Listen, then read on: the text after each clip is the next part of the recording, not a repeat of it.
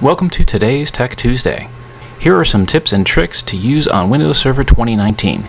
These tips and tricks will also work on most older versions of Windows Server and some even on Windows 7, 8, 8.1, and 10 as they share the same kernel with the related server operating systems.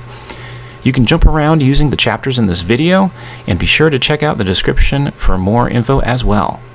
We're going to cover the following tips in this video. Number 1. Adding disk access information to the task manager. 2. Enabling RDP via the registry and the GUI. 3. Uninstalling the media player. 4. Changing the server edition. 5. Forcing safe mode on boot. 6. BPA via PowerShell. 7. Changing MBR to GPT or vice versa. 8. Exporting a baseline of scheduled tasks. 9. Setting the processor account. Number 10. Diskmax for easy server maintenance. And number 11. Setting the GUI to performance. So let's go ahead and get started, and if you want to jump ahead, you can go ahead and do so by using the chapters in the video, as well as clicking on the links inside of the description.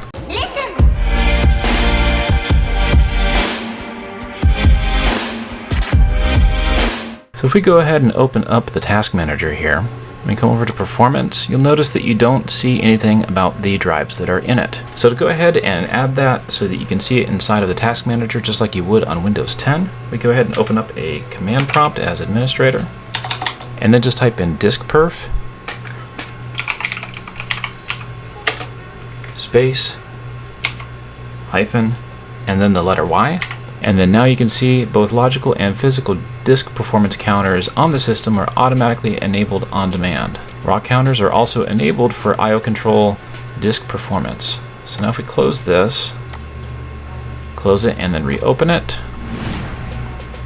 we can now see the C drive performance and also the second drive, which is currently not formatted yet. Now jumping on to number 2, we're going to go ahead and enable RDP or remote desktop protocol on the server, and I will show you both using regedit as the registry editor as well as within the GUI. So first I'm going to go ahead and hold down the Windows key and press the letter R and type in regedit and then hit OK. Now here we are under the HKey local machine or HKLM, then system, current control set, control, and then terminal server. Now here is the key here, which is F deny TS connections. The default is set to 1, so that denies terminal services to this server. If we change this to 0, it will enable RDP. Now to show you that, I'm going to go ahead and close this, open up Explorer, right click on this PC, go to Properties, then go to Remote Settings, and then go to Allow Remote Connections to this computer. Now here, it's basically telling us that Windows is automatically going to be adding the firewall rules to allow traffic inbound to access the machine over RDP. So we just go ahead and click on OK, apply, OK. We'll close this out, and then we will open up regedit again. And you can see here, it changed it to a 0. So now remote desktop is enabled. Now where this comes handy is that if you wanted to, you could go ahead and just export out key here. So if you just came here and right clicked, you could go ahead and export it. And now we can go ahead and take a look at the document here. So you can see it is stored right here. So if you wanted to, you could actually go ahead and create scripts to be able to easily import this into new servers or have it be part of your new server build so it's automatically enabled. Now moving on to number 3, we're going to uninstall the media player because you don't really need a media player on a server. There's not many people that would actually have legitimate use for that unless if you were running a home server. And again, you could pretty much just run that with the standard desktop OS. So to be able to do that, we will go ahead and open up a command prompt as administrator. Alright, so here we do dism space / online space / disable dash feature space / feature name colon Windows Media Player space / no restart. And now this is going to go ahead and disable the Windows Media Player feature that is already automatically part of Windows, and you can't disable it during the install. Now you would want to do this for both security as well as bloat. Next we're going to go ahead and change the server edition. So if we go ahead and come back into Explorer, right click on this PC, go to Properties, you can see that it is running Windows Server 2019 standard. So coming back to the command prompt as administrator, it is again another dism command. So how you would run this is dism /online /set -addition : and then the edition that you want to be running or upgrading it to, which in this case would be server data center /accept EULA for accepting the end user license agreement /product key : and then your product key. Now I'm going to go ahead and try this without the product key and see if it actually goes ahead and runs, since I'm just running a trial version of the server operating system inside of a virtual machine, and see what happens. Yeah, so it does look like that you do need a valid product key to be able to do so, but that is how you perform that if you have a valid product key. Now, forcing safe mode. Let's say that the computer just isn't running correctly and you can't even really boot into Windows. If you go ahead and were to just kill the power on the machine like 2 to 3 times, it will actually attempt to repair the machine and give you options to be able to boot into safe mode. So I'm going to go ahead and just turn it off and on and off and off and on and off a couple times, so check it out.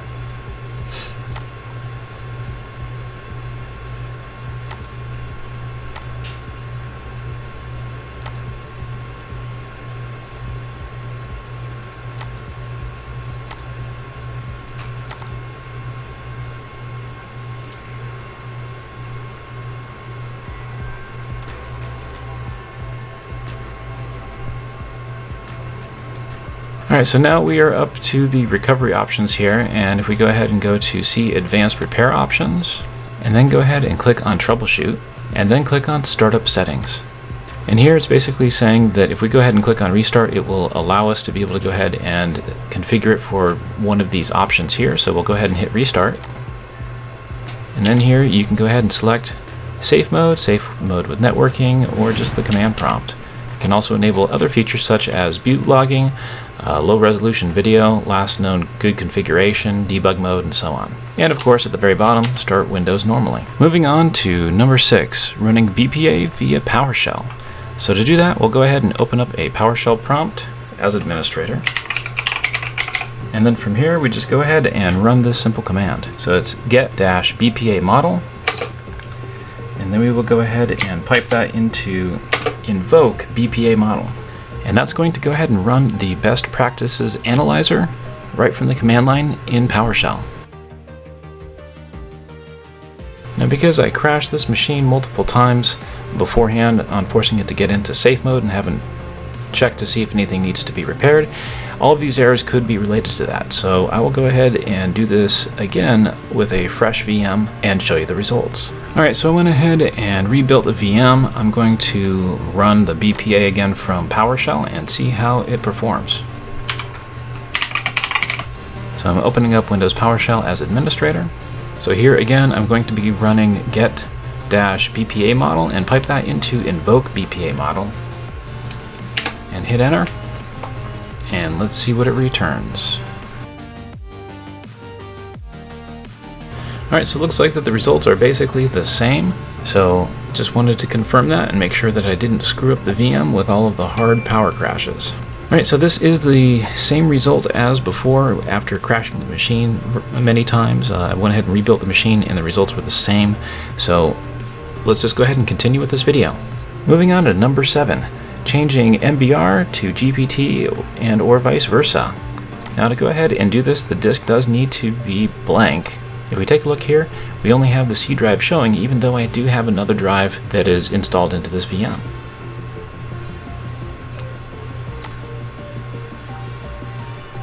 So we'll go ahead and open up the server manager, and then come under tools and computer management, and we can see the disks here. So currently that drive is offline. We'll go ahead and right click on it, turn it online, right click on it again, go to initialize disk, and let's go ahead and initial it originally as a GPT or GUID partition table. Now here we can just right click and convert it to a MBR disk. And again we can right click and convert it back to a GPT disk.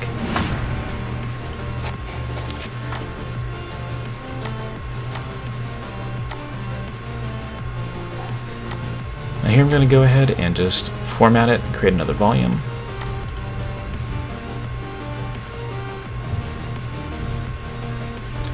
And as you can see, you can't go ahead and convert it at this point to MBR.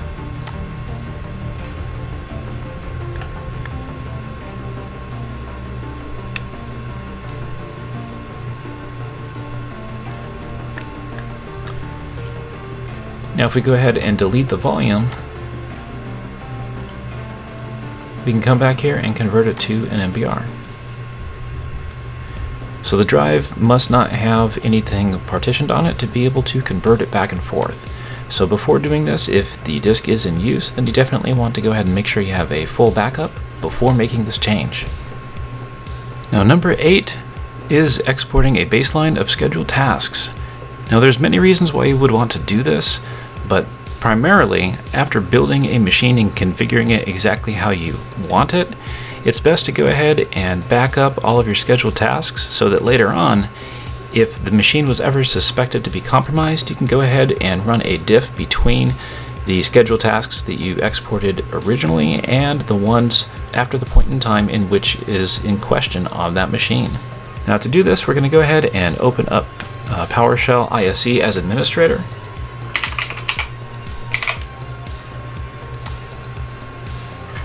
Now I'm going to go ahead and create a new file here.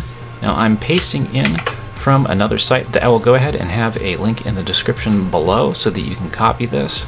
And I'm going to step you through how this works. So here it's going to go ahead and you're specifying the log file, the backup path, and then what you're asking for with the get scheduled task command. Here you are saying that you want to find everything that does not match Microsoft or Office software and only select unique. So then we're going to make a couple of modifications to this script so that it will work. So first I'm going to go ahead and create a data folder, and I'm going to do it on the C drive.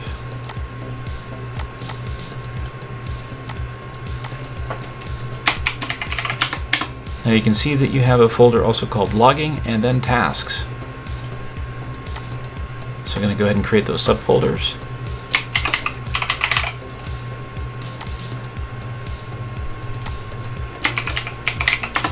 So now coming back to the script here, I'm going to go ahead and change this to the C drive. I'm going to go ahead and save a copy of this.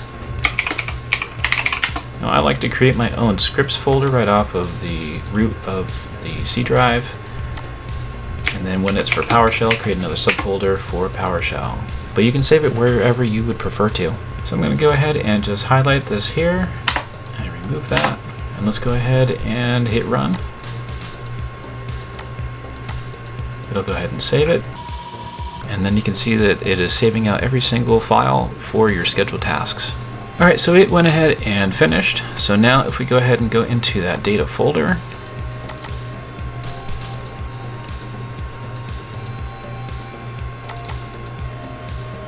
you can actually see everything that was exported here. Then come over to the tasks subfolder and we can see everything that is inside of here.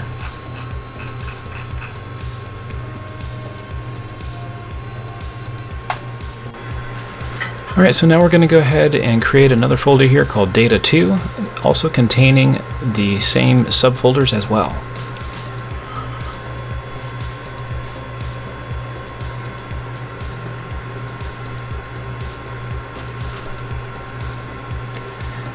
Now we're going to jump back to the PowerShell script and just modify the data to data 2 folders and then run it again.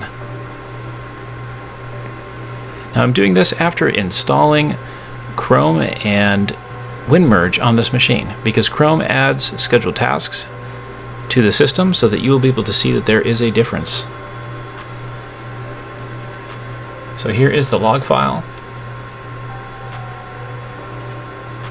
Now we open up WinMerge, and then we go ahead and click on Browse and go to the first data folder inside of Tasks and hit Open. Now I'm going to just go ahead and copy and paste that to the second line here and just change data to data 2 and then compare them. And you can see here there is literally just 2 XML files that did not exist on the original baseline, so you have properly identified the 2 scheduled tasks that have been added since the baseline. Number 9, we are going to set the processor count. To do that, we're going to go ahead and hold down the Windows key and press the letter R for run, and then type in msconfig.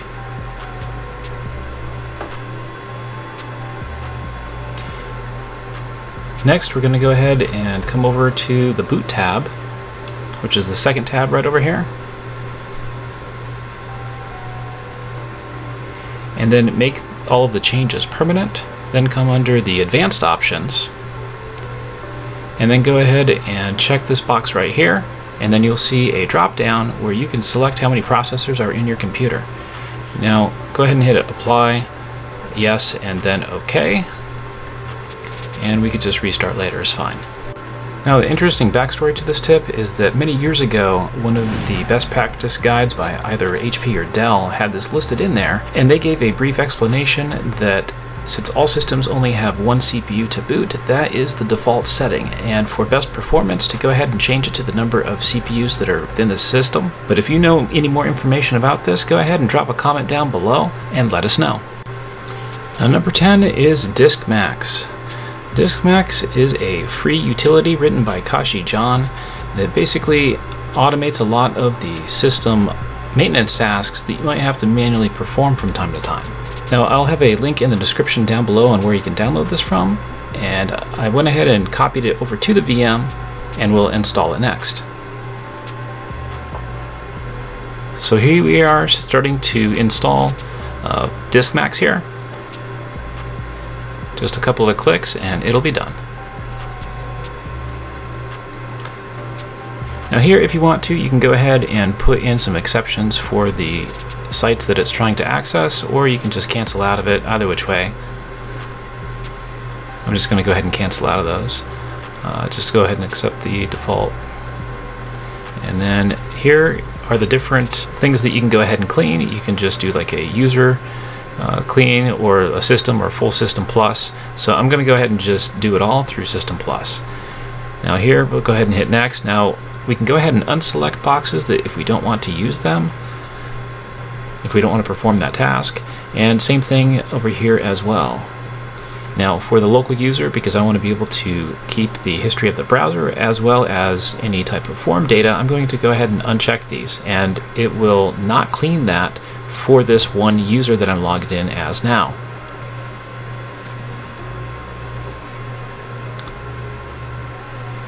So now I'm going to hit next a couple more times again, and again, if you want to not clean some of these items, you can uncheck those boxes and then hit next. Now this is for other users, so if you want to clean everything else for other users, you can leave that checked. I'm just going to hit next, and this is saying that it's going to empty the recycle bin for the checked drive letters that you see above. Hit next. Now this is going to do a drive root scan. I'm going to go ahead and just leave it checked and hit next. And again, if you want to keep any of these items, just uncheck them, otherwise just hit next. If you want to not clear the event logs, you can uncheck that, otherwise just hit next. Drive optimization will perform basically a defrag or a trim on the drive based upon whatever type of medium that the drive is.